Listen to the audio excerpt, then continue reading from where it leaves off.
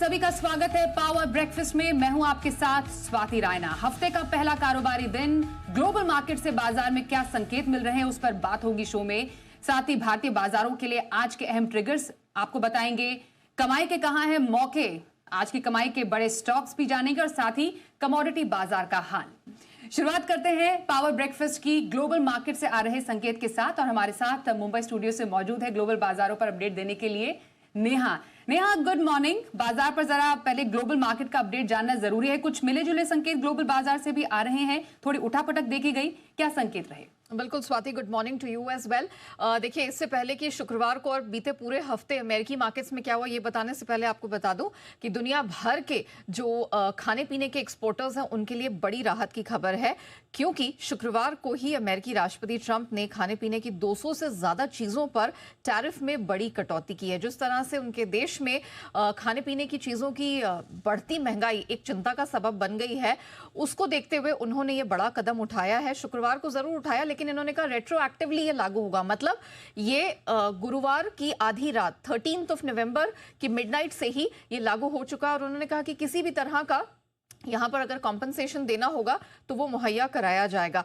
Primarily चाय, coffee, मसाला, beef, टमाटर, केले और बहुत सारी ऐसी खाने पीने की चीजें हैं जिस पर उन्होंने टैरिफ में बहुत बड़ी कटौती का ऐलान किया। तो ये सबसे पहले तो दुनिया भर के देशों के लिए एंड प्राइमरीली भारत के जो खाद्य एक्सपोर्टर्स हैं उनके लिए एक बहुत बड़ी राहत की खबर है। अब चूंकि आपने पूछा कि क्या कुछ हुआ है अमेरिकी मार्केट्स में, तो शुक्रवार को हमने देखा दिन के निचले स्तरों से तीनों बड़े इंडिसेस में, दैट इज S&P, डाउ और नैस्डैक में एक अच्छी रिकवरी आई, लेकिन क्लोजिंग कुछ मिली जुली सी रही। वो क्यों?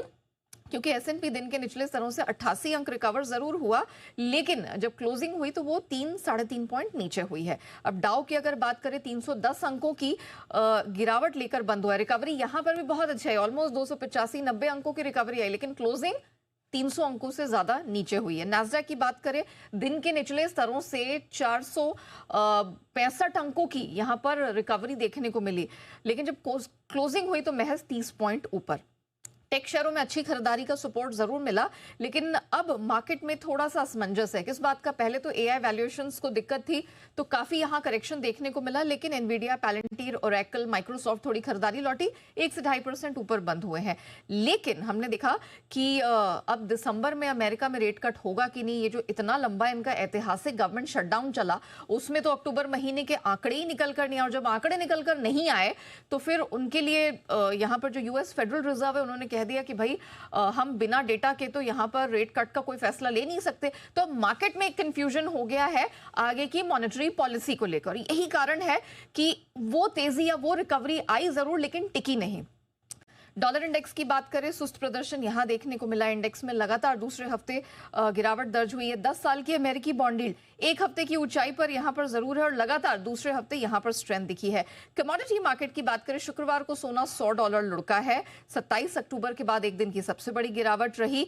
लगातार दूसरे हफ्ते यहां हालांकि मजबूत प्रदर्शन दिखा। चांदी में हमने 4.5-5% की एक ही दिन में बड़ी गिरावट आते हुए देखी। यहां पर भी एक बड़ा करेक्शन था और 21 अक्टूबर के बाद एक दिन की सबसे बड़ी गिरावट रही। कच्चे तेल में हालांकि 2.2% की स्ट्रेंथ देखने को मिली, क्योंकि रशिया में जो यूक्रेनियन अटैक हुआ था उनका एक बहुत इंपॉर्टेंट ऑयल पोर्ट है वो बंद हो गया था। लेकिन आज आप देखेंगे वहां गिरावट इसलिए दिख रही क्योंकि वो रशियन पोर्ट से फिर से जो ऑपरेशंस है रिज्यूम हो गए हैं, लेकिन पिछले हफ्ते अच्छी खासी स्ट्रेंथ देखने को मिली। नेचुरल गैस की बात करें, चौथी वीकली बढ़ोतरी यहां देखने को मिली है। एलएमई कॉपर ठंडा रहा। अधिकतर हमने देखा बेस मेटल्स में सुस्ती देखने को मिली। हालांकि जिंक वायदा में 3 हफ्तों की एक तरफा तेजी पर ब्रेक लगाए। रॉ शुगर, इस पर नजर रखिएगा, लगातार गिर रहा था, अब 3 हफ्तों की ऊंचाई पर पहुंच गया है और 6 हफ्तों बाद पहली साप्ताहिक बढ़त इसने दर्ज की है।